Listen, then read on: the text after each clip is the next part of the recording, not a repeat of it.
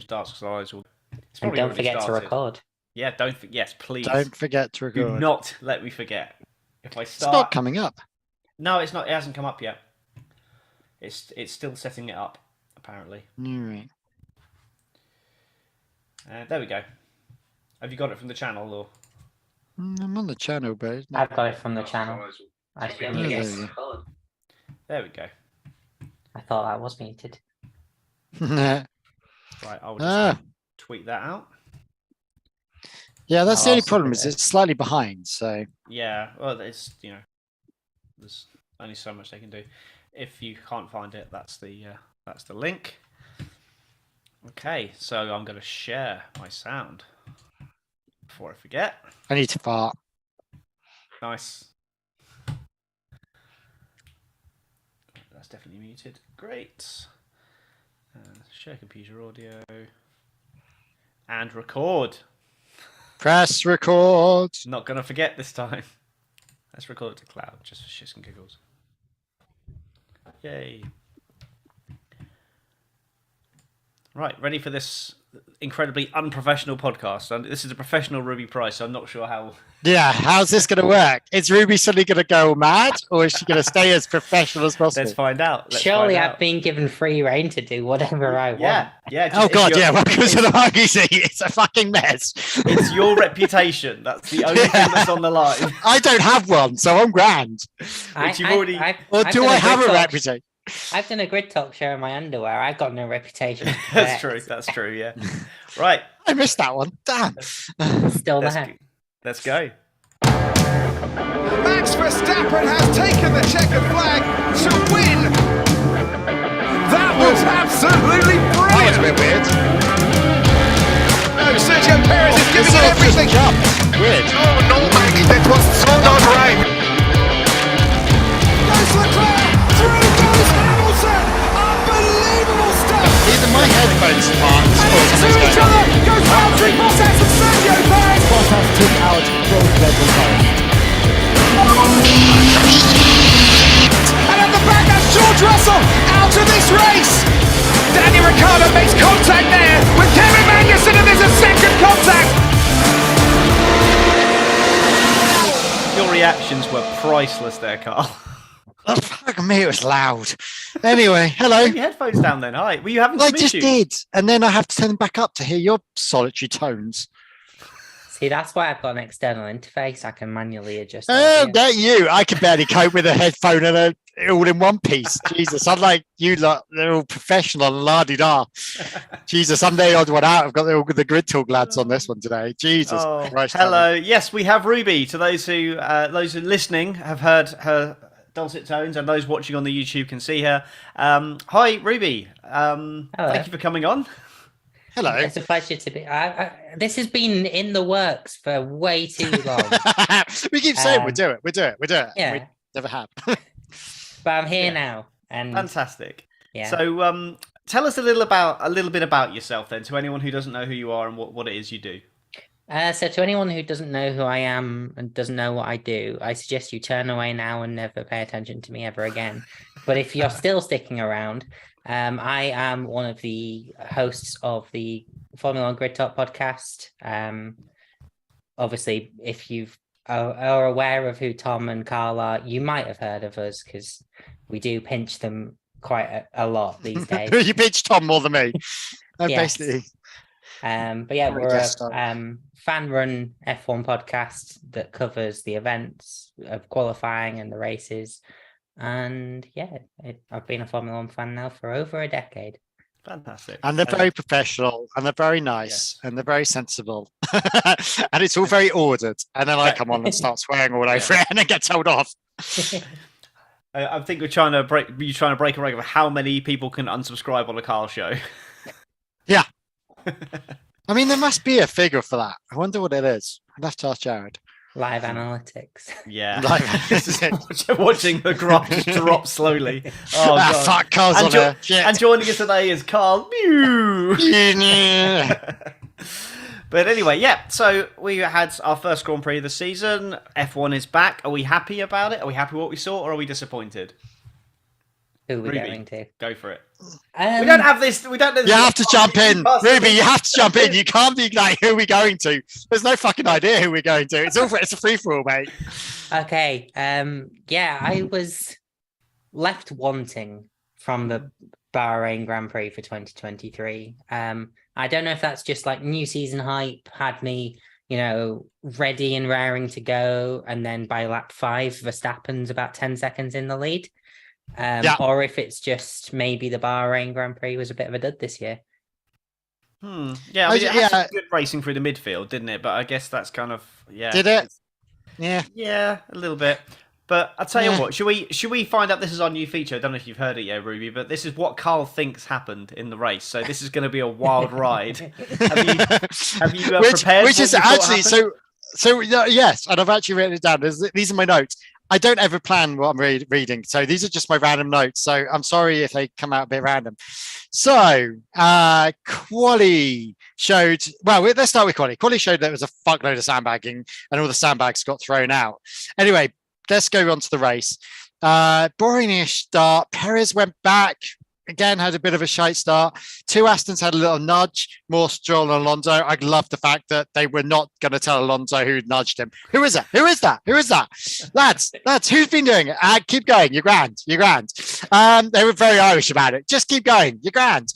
Anyway, Hamilton jumped Russell at some point. Fuck knows when that happened. Anyway, then it got a bit boring. We sort of need the babysit phrase or the managing phase or whatever the fuck they want to call it. Why don't they make them fuel the car so they can fucking actually race instead of sitting there and going under fueling?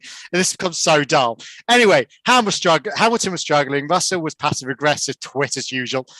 Is he managing or can I get a fun? Yeah.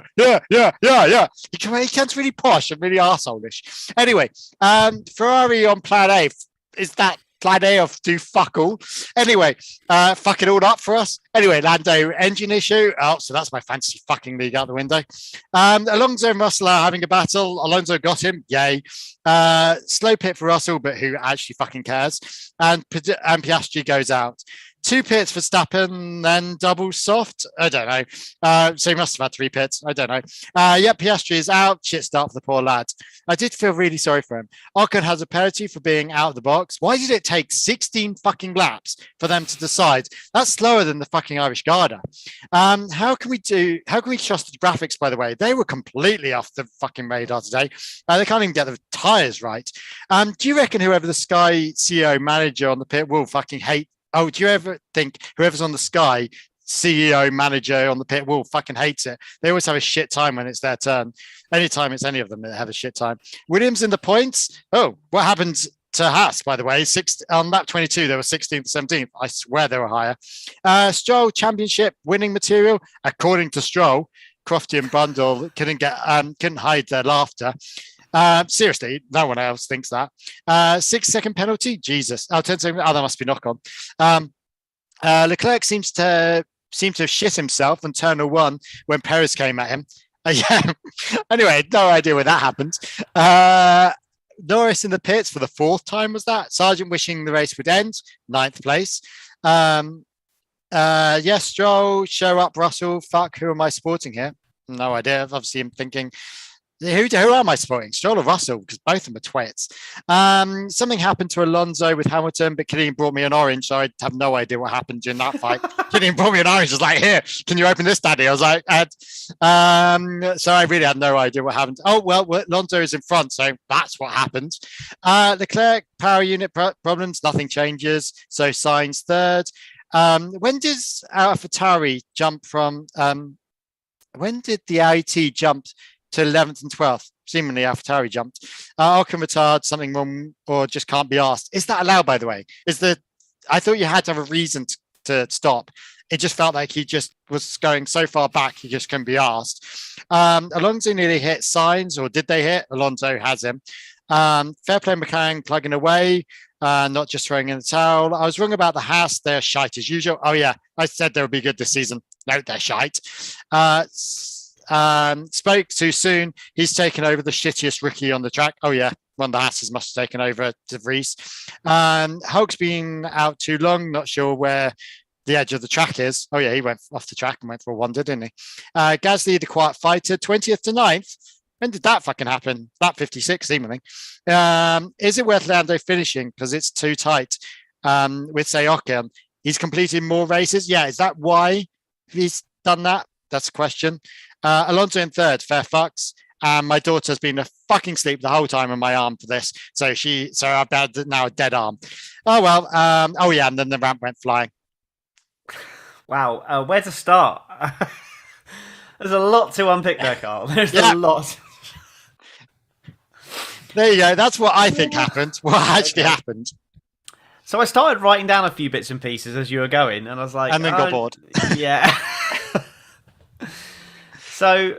I don't really know where to start. I mean, yeah, so... Okay, so let's start. Red Bull are, seem to be in a different league. Yeah.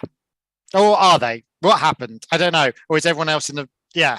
Well, the first question that I put down would... Could Alonso have been third without Leclerc retiring? I'm going to ask you both that question. Go for it. Could he have been third? No. Completely not. I think he could have been. The whole... why are we getting so excited that Alonso is third? He's a 2-time world champion. He should be fucking third. Fucking do. But where's he been the last 10, 15 years? He hasn't been. Yeah, the reason I think he could have come third was because he spent most of his race mired in the midfield trying to get past cars and being held up. So I think if he'd have started, if he hadn't have been... If he started in a decent place, yeah. If he hadn't have been knocked by Stroll at the start there when he lost out to Hamilton, then I think potentially he could have been in that fight. He certainly could have put pressure on it. He would have got past Sainz and then been heading towards him a lot earlier, I think. But you clearly don't think that, so... Go on, Rubes. Yeah, I also, to be honest, don't think he would have done it without the retirement. When he got past Hamilton, I think Hamilton kind of gave up. So there was less of a fight to go on there. Obviously, right now, the Aston Martin does appear to be quicker than the Mercedes, but I think Lewis did put up a fight for a bit, but then once it was past, it was like, well, that's not coming back. But I think if he'd stayed ahead longer, then that was definitely the fight that Alonso was supposed to be having, I think, this race weekend. Okay, I think that Hamilton may have been done a bit dirty on his strategy as well, because I think that I said it at the time that when he was trying to save tyres all through the stint, and then he was just saving, and then they brought him in because of fear of an undercut. But a couple of laps earlier, he said, "Do you want me to go faster?" And they just said, "No, you're fine. Keep saving what you're saving." And then the 2 laps later, "No, come in now." So he just left so much performance on the table there, and I think that had he been able to extend that stint, forget about Alonso, he's clearly going to come past. Extend the stint, let Alonso undercut you, extend, have better tyres at the end, and then go through an attack. He would have easily got past Sainz, and had there been a safety car, he would have been all over Alonso with fresher tyres as well. Nah. What are you on about? Alonso, that car... It's all facts. No, that car is no use whatsoever. It is a jumped up Red Bull with a Mercedes engine. Let's be honest, that's what it is. So which car are you talking about here? Sorry, the Aston Martin. The Aston. I mean, it's worrying that there's more than one copycat on that grid. Let's be honest, but that Aston is grand enough. Stop eating eggs, Tom. Oh, they're nice though. They're so nice. Tom's just eating. No, he's not actually eating proper eggs. He's eating sweetie eggs. YouTube, they're Haribo fried eggs. Do you know what? They're not. They're actually not eggs. They are UFOs officially. No, they're not. Yes, they are. Look at the front of the packets. They are UFOs. I had this entire debate with someone. I even looked it up. How is that a UFO? Look at the shape of it. It's an egg. Yeah, it's because they're in the space. Because they're water. Yeah. Mix. Star mix. Yes, that's it. Yeah. Why would then I suppose why would a teddy bear? But I suppose they're aliens. Exactly. Are they aliens? They're apparently aliens, I guess. They're aliens. There we go. Not. Anyway. Not wives' tale. Anyway, I digress. Carry on. Anyway, talking about aliens and foreign objects in the wrong place. It's just Stroll, precisely. Like that. I mean, is that car any good, or is it the driver? Are we playing this game again, as we always play? Because in theory, it might be the car, and I don't know if Alonso is the thing that's making that happen. And I think he's third. That car should have been second because Perez isn't that fast. And we do prove that it is the driver in the Red Bull pack, that he should have been either second. And if the Ferraris were there, he would have been fifth. So it's a bit of a weird one. Well, he passed Sainz on track and beat him in race pace after starting behind him. So it's clearly got something. It's quicker than one Ferrari. Yes. And a one-armed Stroll beat George Russell. So... Not even one-armed, apparently. He broke both wrists. Yeah. And a I've toe. actually found out officially what happened yet. Don't forget about the toe. Oh, yeah, and the toe. He fell off his bike. But to be fair, I broke my toe when I burnt my hand once, so that's inconsequential. I burnt my hand and got angry. What? I burnt my hand on some hot water, got angry and kicked the cupboard and broke my toe. Nice. Still hurts As now. you do. This was like 15 years ago. It still hurts now. Jesus. Anyway. I broke my toe. I broke my thumb as well. I broke my arm. I broke my arm going back to snowboarding. Carl's point about Alonso, about it maybe not being Alonso. I think time and time again we have seen Alonso consistently outperforming the machinery he's given.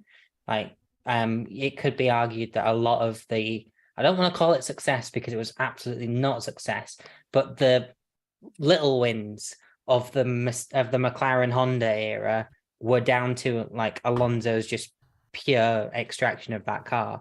Like in an Aston Martin, if he was given the Aston Martin of last season, I reckon he probably would have, done a better job than Vettel did in it. But I have to if this car say is the shit, as I think Martin Brundle called it the nuts and bolts. If it is that, which it does seem to be so far, Alonso should, have the pace to keep doing it. Yeah. I think the thing with Alonso is he's very skilled with driving not only his car, he seems to be able to understand what everything else is going on. But I feel if he actually drove his car a bit more, he'd get there a bit quicker in some ways. I feel like he's worrying about everyone else's drive and what they're doing, what their strategies are. That's but maybe not a lovely car to drive. Yeah, I think this is why I think Sebastian Vettel would. Yeah, I think Alonso would have done a lot better in. Hang on, here's a question. This is what I'm about to answer. So Alonso would have done a much better job in last year's Aston Martin, but I think Vettel would have done an equally good job in that Aston Martin because it's got a planted rear end, and Vettel can't deal with a car on the nose. He needs a car that's stable through the rear. And I think he would have done well in that car. Come on, you bunch of geeks. Is it that track? That car made that track, if that makes sense, or is it if they go to some other track, is it going to fail a bit more? I hope it does. I think I think it's going to be circuit dependent. Bahrain has got incredibly high tyre degradation. It's very rear limited. The all the asphalt's worn away. It's basically just like stones. And it's incredibly abrasive. It's the drivers compare it to driving on a cheese grater. So it's they've obviously done very well on the tyre wear. Mercedes struggled, Ferrari struggled, Red Bull and Aston were on a different planet for tyre wear. So like Saudi Arabia, the next race is very, very smooth. So it could well be that Mercedes and Ferrari come back towards Red Bull and Aston Martin in the next race. Maybe, hopefully, just for not from biased reasons, just because I don't want a season of just dominance, because I don't mind dominance if you've got two people in the same car that are fighting, but we all know Perez isn't going to challenge Verstappen, so no, will he be allowed to? No, it's just another boring season. We all know who's won already. Let's be honest. That's the difference. It's not even a case of on his day he can. Will he be allowed to? Because for all the time of Hamilton with Rosberg and Bottas, they only employed team orders when they were fighting for a championship with somebody else, and it was only to favour the one that was most likely to win the championship, and that just happened to almost always be Hamilton. But Red Bull won't do that. They're going to be like Ferrari in the 90s. They will just move Perez aside until Verstappen is mathematically guaranteed the championship, and then they might let them race. But by then, pressure's off. So that's going to be. I hope it's just an outlier, and I hope it's just a tyre thing, and that it comes back and we actually have a fight.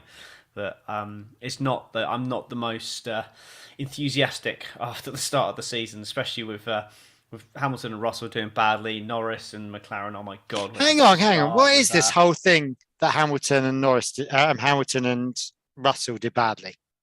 They're in How a do you mean? Mercedes and they finished not first and second. Yeah. Yeah, but like, it's like, yeah, you're going up against the Red Bull, which is superior by far. You're also going up with the copycat Red Bull, but like the way Toto Wolff is throwing sort of the toys out the pram, going, "Oh, we're fucked it all. We're gonna have to change everything. We're shit." Like, it's just like, what are you on about? Reiterate, George Russell got beaten by a one-armed Lance Stroll and finished a minute behind the leader. That's pretty damning. I know there was a late safety car, but that is arguably worse than what happened this time last year. But hang on, you're saying it's pretty damning, but then what about the McLarens, the Alpines, but that's the different AlphaTauris? This is a manufacturing outfit. The only manufacturer that did worse than Mercedes was Alpine, but shock horror there. They've underachieved for decades, so it's they're currently the third best manufacturer, and they've been beaten by a customer team, Aston Martin, by gearbox, by various other bits and pieces, and an engine off Mercedes, and they've beaten Mercedes. They've done a better job than Mercedes with running out of porta cabins in Silverstone. They've designed this car that in the first race of the season is quicker than Mercedes comfortably. That is a failure in every sense.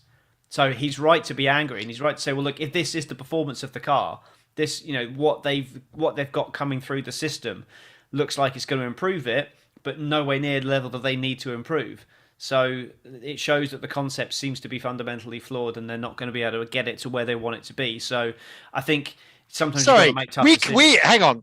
We all said the concept was flawed last year when we all went, yeah, it looks like a piece of shit. Why did they even carry on with that car? It was obviously not that good. I mean, I do think that there's been some big mistakes made at Mercedes over the last few years, and they've been on a steadily decreasing. Hiring Russell. Oh yeah, okay. Well, we've established Carlos definitely bagging on Russell this year. I thought it's going to be 2 years in a row on Russell. I thought you'd switch to someone else. I thought maybe. Oh no! Don't even get me started on Nick DeShite. What's wrong with De Vries? What's he done to you? Oh, he's just useless. He can't even do the fucking competitions, with the presenters properly. He has to fucking cheat. So, Oh, with the karting thing. The karting thing. Yeah, I was half watching it. I try not to watch Sky Sports if I can avoid it. Yeah, even with the karting thing, he can't even do it without cheating. So, come on, That's just a bit of fun. People normally do some cheating in those pre-race. Yeah, but he's just a knob. I've already decided. Is it because he's Dutch, Carl? Maybe. No, because I prefer Hamilton to him. I just think he just can't. I think he's almost too old to be a rookie, and he should have he shouldn't be there. There's no reason why he's there, because he's old enough to do with it. I think this was a debate in pre-season testing. Is De Vries a rookie because he drove last season? He did. Yes, because he never did the whole season. Okay, cool. In the same way that I missed the resolution of it in pre-season testing as well. He's the most experienced rookie, put it that way, because of all the testing he's done and everything. But in the olden days, people were coming in. People like Jolyon Palmer did 2 years of testing before he came in. So you have people that are incredibly prepared for Formula One, and De Vries was one of them. So he was always going to do okay. Oh yeah, look how he's done. Well, it's one race, and that there's one race. Hang on now, how is it one race for De Vries, yet it's not one race for Red Bull and Mercedes? I don't get that. Okay, so he's finished about 10 seconds behind Yuki Tsunoda, but he was also De Vries was also, and that's Yuki fucking Tsunoda. Yes, I would like to caveat that by saying that De Vries was one of the only people that wasn't brought in under the virtual safety car, thus left out on hard tyres and hung out to dry and passed by loads of people. Oh yeah, because it's AlphaTauri who literally have no idea. I am not saying that AlphaTauri are a slick outfit and that they're going to be moving forwards. But yeah, I would. I don't think we can judge Nick De Vries on that, whereas we can judge Mercedes certainly. Nick De Vries, I just don't think he's any good. I really don't. And He's Formula E world champion. He won Formula 2. but I hang can't remember on, if he won Formula 3 or not, but yeah, but you're going against Degrassi and Stoffel Van Dorn. Do you know what I mean? In Stoffel's Formula E? good. He just got destroyed by Alonso. He's decent. He was just as good as Jenson Button was at the end of Jenson's career. Yeah, at the end, yeah. But yeah, so I just, and it's Formula E. It's a different way of, it's a gameplay a bit more as well, as opposed to straight racing.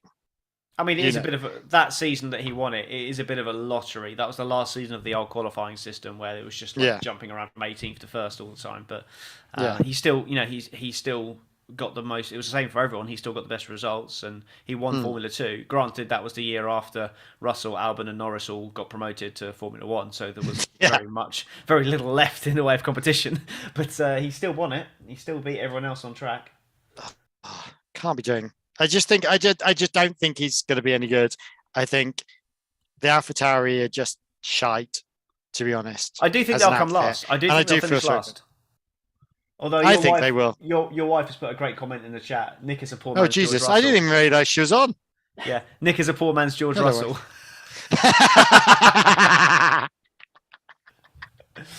Yeah. Oh, yeah. You nailed it. So what is Ruby? What's your thoughts? What is the point in AlphaTauri these days? To be sold.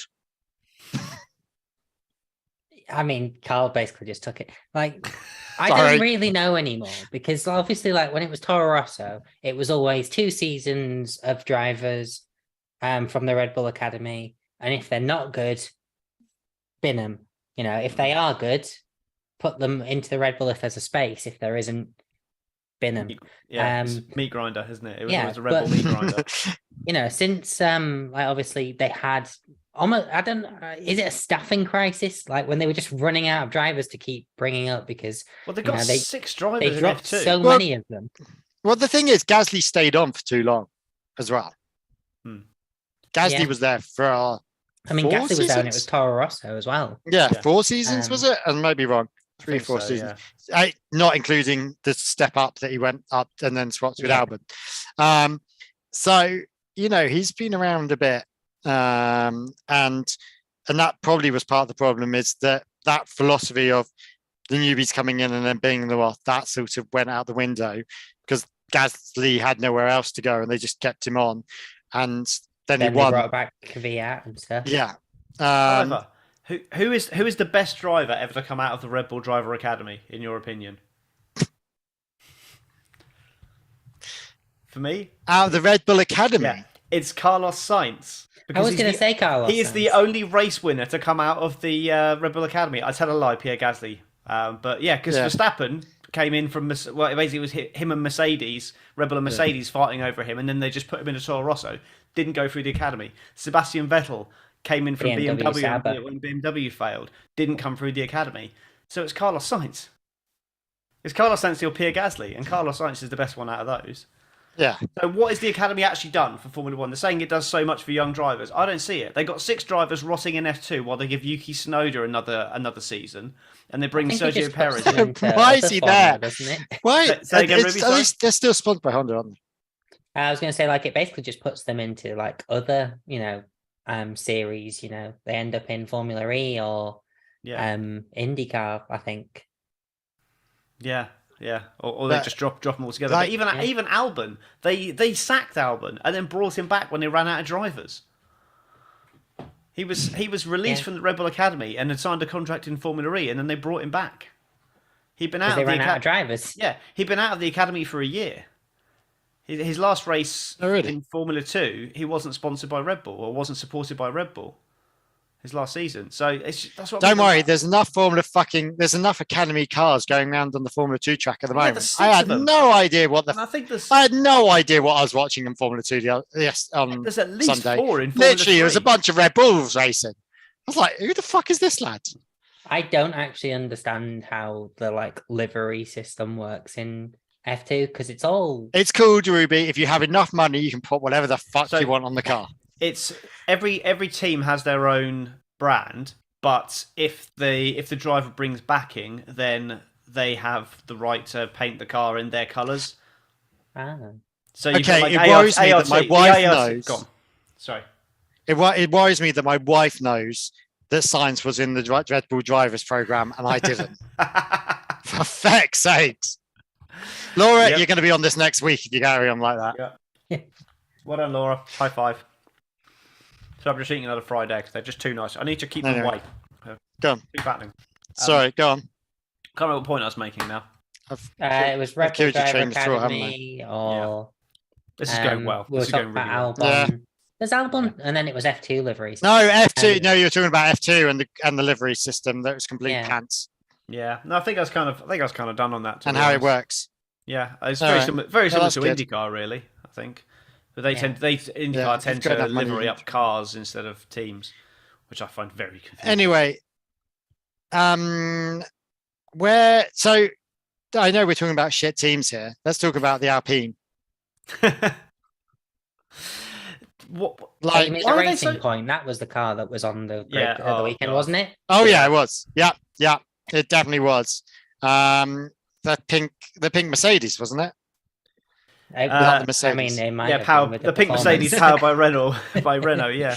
Yeah. I mean, I don't talking about not understanding liveries. There we go. There's your Where? I mean, like, what are they doing? Seriously, I mean, is it time for Alpine just to leave again? I mean, Like- it has been a couple of years since Renault threatened to pull out, so they are due another pull out. You know, like, are they going Is to that fire why they Otmar come by the back? end of the season? I have a feeling he's gone. I know he's only just arrived, but I have a feeling. Well, he's been in there a year now. I just feel like he's like Alpine and just not where they should be. Yeah, but And- they're still making really confident noises, and everyone was saying, "Oh, they're going to be the fifth fastest team, and they're going to be fighting with Mercedes for that fourth spot." And they were just nowhere. I mean, I know like Gasly screwed his qualifying up, started at the back, and then came through, and obviously Ocon had Hang the on. world's worst race. Yeah. But so again, it's probably a bit difficult in isolation. We should probably give it a few more races. But why are they coming out like so confident of like where the car's going to be and how good they're going to be, and they've just shown nothing at all? I don't know what your thoughts are, Ruth. Well, I have think they? I think it's just like the attitude that Renault / Alpine have taken. Like ever since they came back, they spent. I think it was like up to €1 billion, like getting back into Formula One and stuff, and like setting up the car back when it was, and it's just nowhere really. Like they've had flashes of competitiveness of getting onto the podium, almost exclusively with Daniel Ricciardo. And I think there was one Ocon podium pre it becoming Alpine. But ultimately, like they've always had this attitude of we're the best team on the grid. The only reason as to why we're not winning is because, we just can't get it right on the day or whatever. But then Pretty good reason. yeah.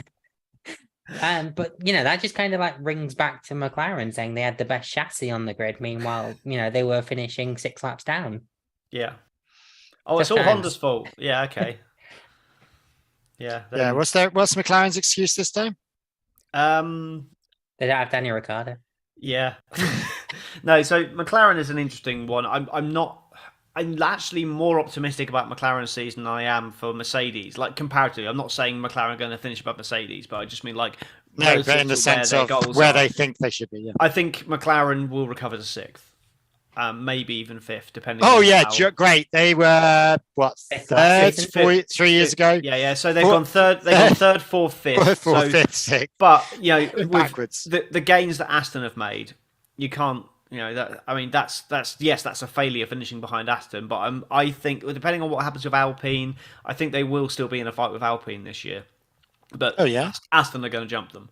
But looking at basically late last year, like November time, they realised that they'd gone down a blind alley of development and figured out what they needed to do and then abandoned. So the car they got now is what they abandoned at the end of last year. And then come Baku, I think they said, is when they're basically a B-spec car is going to come in. And so I think we need to judge McLaren then. Now they just need to try and maximise, get as many points as possible, try and finish some races would be good. And just I did feel sorry really- for Piastri. and Russell. I mean, the cars basically both shat Norris. themselves. Norris, sorry. Don't know who I'm talking about. Yeah. Both the cars basically shat themselves in two different ways, which was interesting. It was like they're not even shitting themselves in the same way. Actually, that is how Max Verstappen described his car in last year's Bahrain Grand Prix. What? Did you hear that? When the engine was failing, he was going, "Oh, it's shitting itself," as it broke down. So yeah, it is. I mean, Norris's was literally dribbling its way out. He obviously had some diarrhea somewhere. Well, There are ladies pressing. Too many Friday. Yeah. Well, that's the opposite effect. Piastri's obviously had epilepsy with his electric shocks. But yeah, it's all a bit crazy. Like that poor car, those poor cars were. Had the cars been any good, would it have stayed? I mean, you look at the race pace. I don't know what you think, Ruby, but the race pace of Norris when he was sitting behind Alonso and Hamilton, he was sitting in Hamilton's DRS for like 6-7 laps, just hanging out there, just like chilling. And I mean, he was on the soft tyres at the managing. No, he was on the soft tyres at the time, and obviously Hamilton was on used hard. So you've got to probably take a second a lap away from that. But if they are a second a lap off the pace, that's not bad, considering like where they come from, where they were in testing. I don't know what you think, Rich.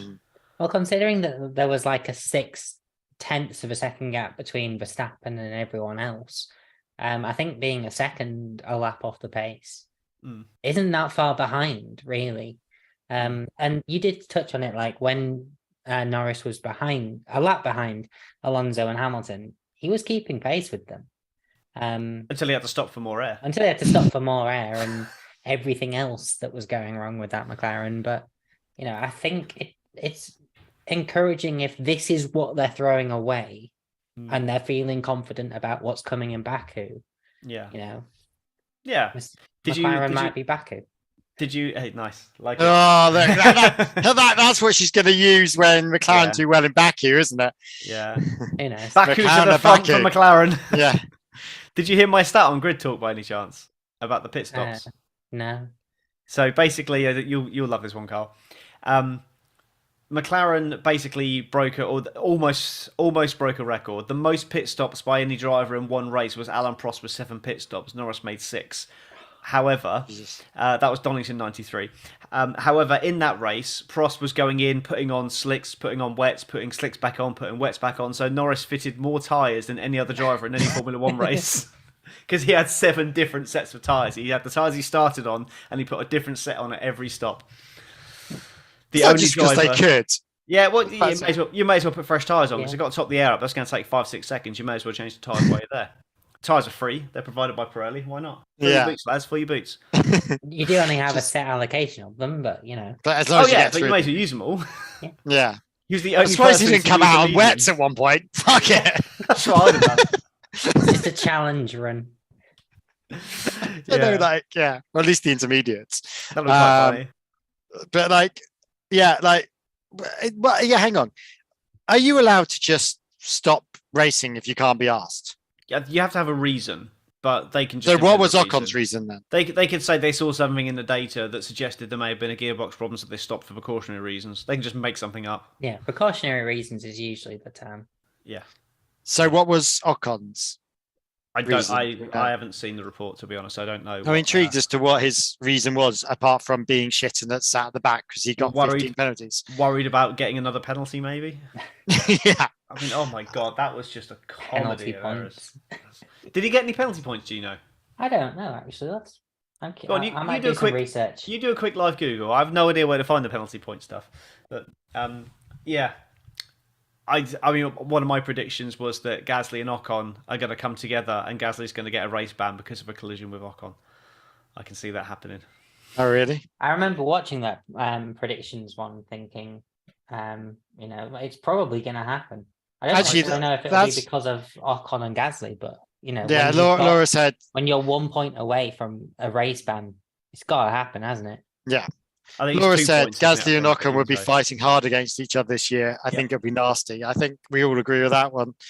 It's I do. definitely going to be I really nasty. I mean, they'll put a friendly front on it, and they'll say, "Oh yeah, we're going to race hard and everything." But there's no way if there's a chance of an overtake, Ocon's going to try and take it, and then Gasly will probably be a bit cautious for the next couple of months. But I'm still convinced they're going to come together at some point, because they do not want to be beaten by each other. They're fighting to be number one at a team, because Ocon's never been number one driver. He's the most experienced driver in that team when Alonso came back, but he's never really led a team. Gasly has. So Gasly coming into that environment is going to be a threat, definitely. Given the fact they don't like each other either, it's just going to make it even funnier. And especially when, Ocon's been there the longest. And sort of built Doesn't he also the have a teams. longer term contract as well? He's got 2 years left on it, so I think they're both on the same contract now. I'm I sure. can't find anything to suggest that he got penalty points. Yeah. Okay. Well, that's to be fair. That's it's. Well, they didn't do anything really wrong, like dangerous. Like apart from speeding in the pit lane, but it was like. I mean, it was marginal for anyway. 0.1 of a kilometre an hour. And the botched penalty serving wasn't Ocon's fault. That was very blatantly Alpine's fault for doing stuff on the car. It was. However, they made that stop because he damaged his front wing. And the person that touched the car was replacing the front wing. Had he not damaged the front wing, he wouldn't have had to make that stop. Yeah, I mean, it was Ocon driving the car, so it's his fault. So he parked it up in the wrong place, gets a penalty, damages his front wing. How much out was he? I couldn't work that one out. Was he out far out?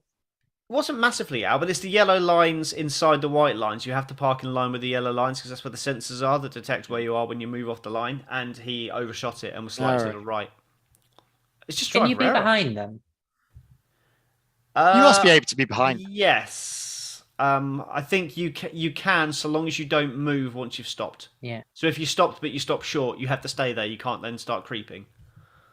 I think that's the rules because they had the whole thing in Brazil last year, didn't they? Where they had like those four drivers or something. Because they've made the lines too narrow, and so they kind of gave it special dispensation because it's like they didn't apply the rules correctly, so they couldn't really penalise them. So the FIA are not applying rules correctly.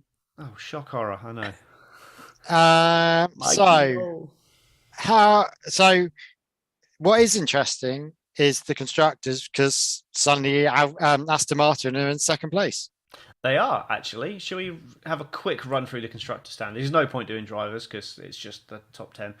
Red Bull 43 points, Aston Martin 20 points behind on 23, Mercedes 16, Ferrari 12, Alfa Romeo 4, Alpine 2, Williams 1. They're already off the mark. They're 7th. That's the highest Fair play on Williams. Yeah, that was a solid point. Solid point for Albon. And actually, if Sargent got there, I wouldn't have. Sargent did a great race as well. Yeah, I'm pretty sure Sargent didn't stop under the VSC either. I could be wrong on that. He came 12th. I could be wrong on that. There were 2 people that didn't stop under the VSC. I have to check my notes. He was 12. Yeah. He was 12. And so him coming 12th was fair fucks to him on his debut drive. Yeah. Better than the shite. The Hasses fell away. Like Hulkenberg was clearly race rusty, and Magnussen started started at the back and recovered a bit. But Hulkenberg was clearly off the pace. He's always been a good qualifier. We know that, but he definitely wasn't on the pace in the race. So do you reckon Hulkenberg actually was aware of the white lines track limits rule this time around? Yes, he got a penalty for it, didn't he? He obviously doesn't know where the edge of the track is and just keeps driving off it. Although I did think one thing I did notice looked like a bit of a genius strategy from Alfa Romeo, because I didn't at the time I thought, why are they doing that? But they boxed Zhou on the last lap for the fastest lap, but he wasn't in the points. So it's like, well, why are they doing that? What's the point? Prevent someone else getting it. But the reason was because Gasly had the fastest lap, and they thought they're going to be competing with Alpine. So they took the point away from Alpine. I thought, that's genius. Yeah. Never thought of that. It's not all about it's who you're fighting with. Yeah, I know. But I was impressed that at this point, first race of the season, they've identified that as something that they should do strategically. I was just quite impressed at Alfa Romeo, given that they've just lost their boss. That's quite a good call. Yeah. So I was quite impressed by that. So who knows what Freddie Vassar's going to do at Ferrari if they're now doing good strategy calls, because they are often quite bad for operationally. Alfa Romeo, I thought, under Fred Vasseur, was why I thought it was an odd appointment for Ferrari. But who knows? Shit follows shit. We always said that. Yeah, maybe somebody. Well, you did. Maybe maybe somebody new who's, for once, not trying to be racist, but for someone who's not Italian, that might be just what that team needs, to have someone who's not like entrenched in that kind of partisan attitude and can come across it in a, Where's Fred's professional from? way. Is he French? I think he's French. For sure. I think he's French. I'm sure he's cool. French. Who's our drivers of the day? Oh, hang on. Got to do the jingle. Oh, sorry. Driver Press the buttons. of the day. There we go. Driver of the day. Go on. You guys go first. As Carl. much as I Oh, slagged him off, I can't not give it. I think I can't not give it to Alonso. Yes, fair cop.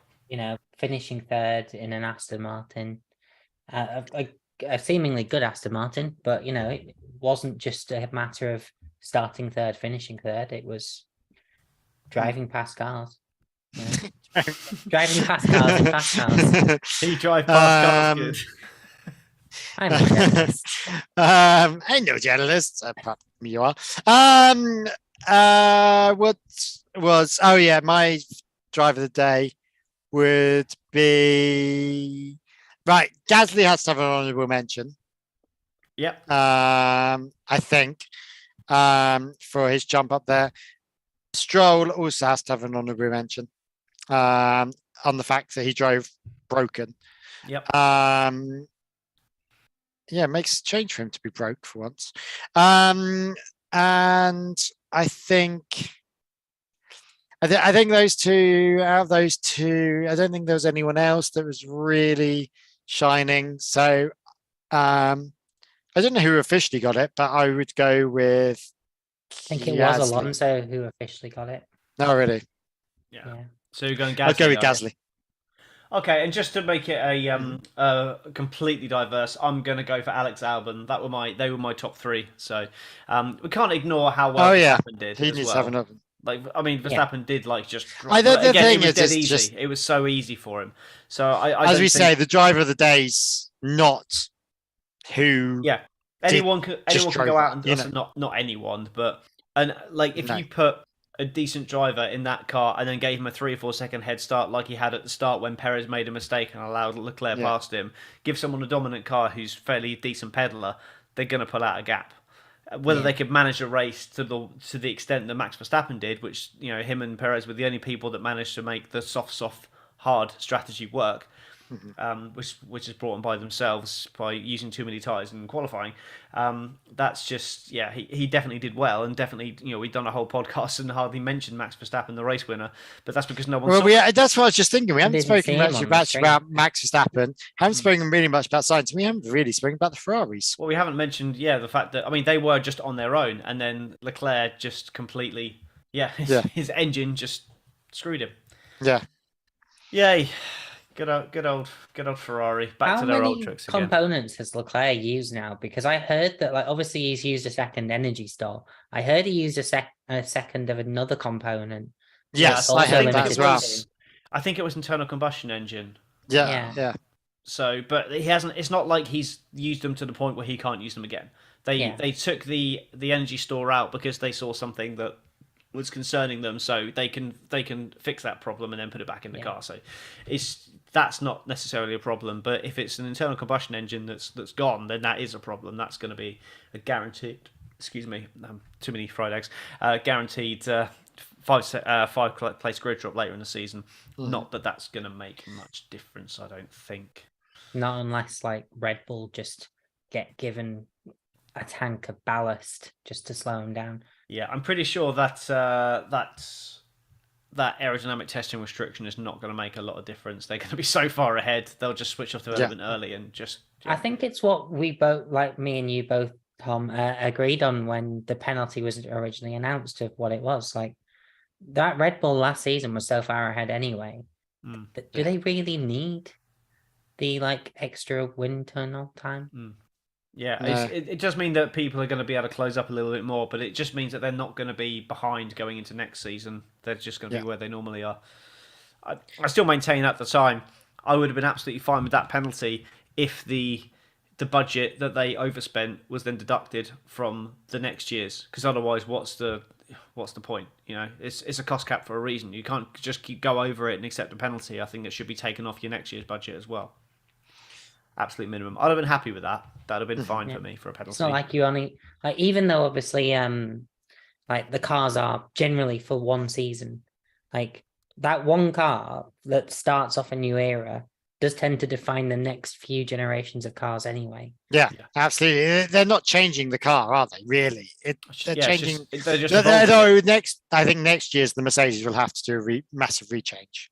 Yeah. If they don't do it sometime this season, regardless. Well, they're not going to suddenly bring the AirPods back and the other, Well, it's still going to look stupid like it is. Do you know what? It wouldn't surprise me because Toto did allude to potentially bringing an updated side pod packaging concept for later in the season. So if they've already got that in the wind tunnel, maybe they're like developing two concepts side by side and kind of like Aston Martin did last year. Yeah. Oh yeah. Yeah. And that had nothing to do with Dan Fallows arriving, allegedly. Yeah. Speaking of dicks. Who's our dick of the day? What do you reckon? Dick of the day? I'm gonna go with Esteban Ocon or his mechanics, either or. Like, I know I joked about it before we started the show, but can I give it to Max Verstappen for ruining our hopes of having a competitive? Yes. Oh yeah, absolutely can.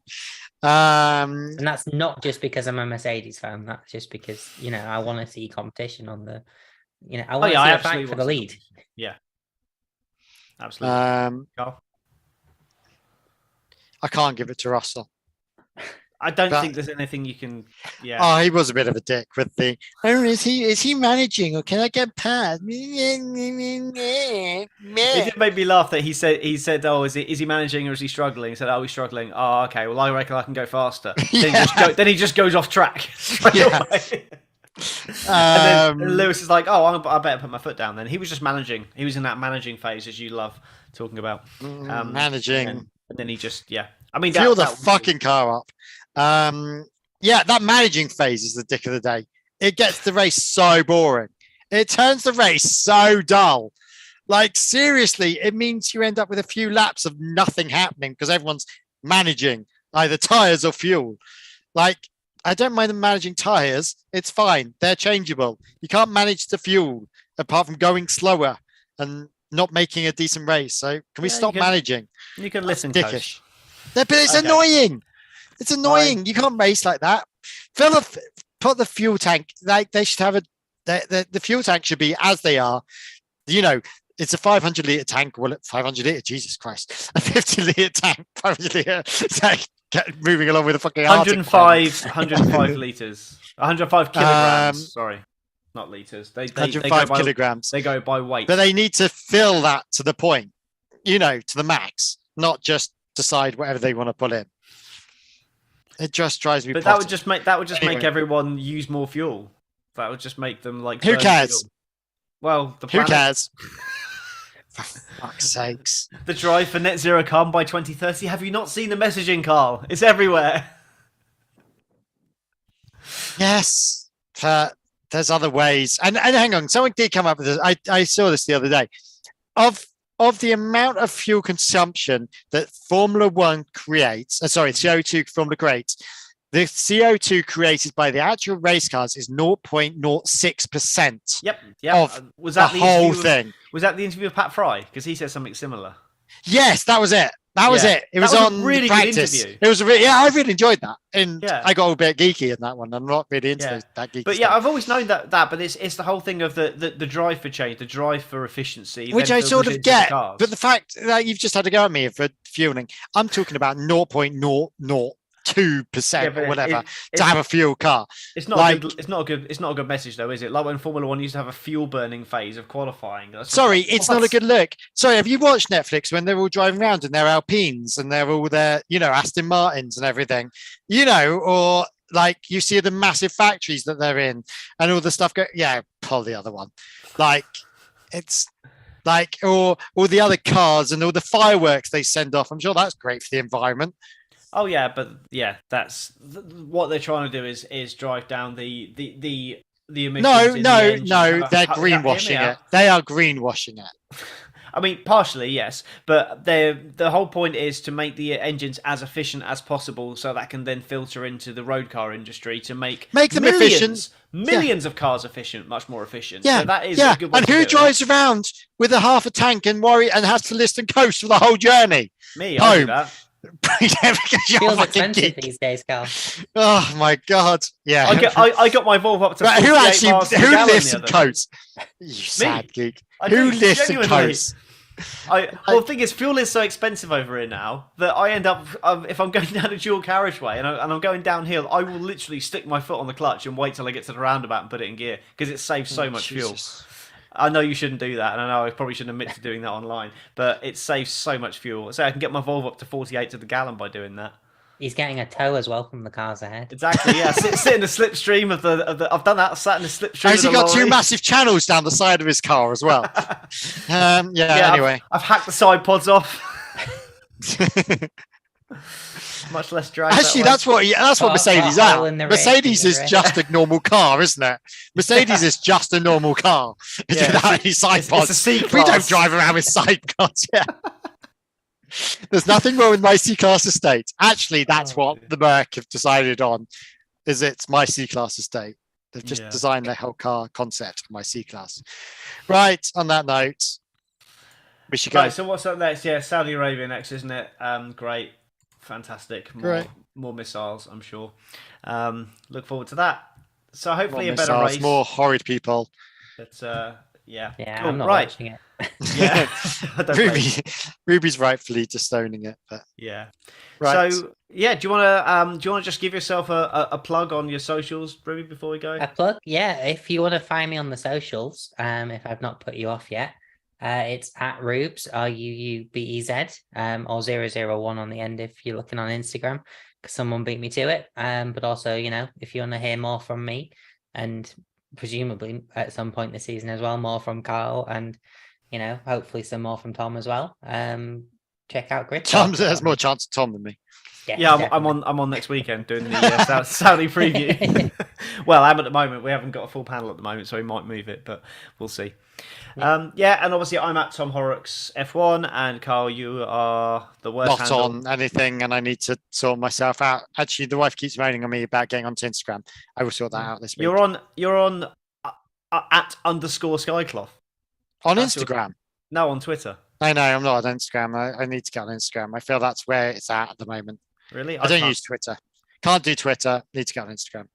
I just There's no point being on Twitter at this point. Yeah. Well, you can. Unless you want to hug Elon Musk. You do Insta. I'll do Twitter then. Twitter's good for news. That's pretty much all I'm on there for. But yeah, thank you very much. We will be back All right. after Saudi in a couple of weeks. Bye. Bye.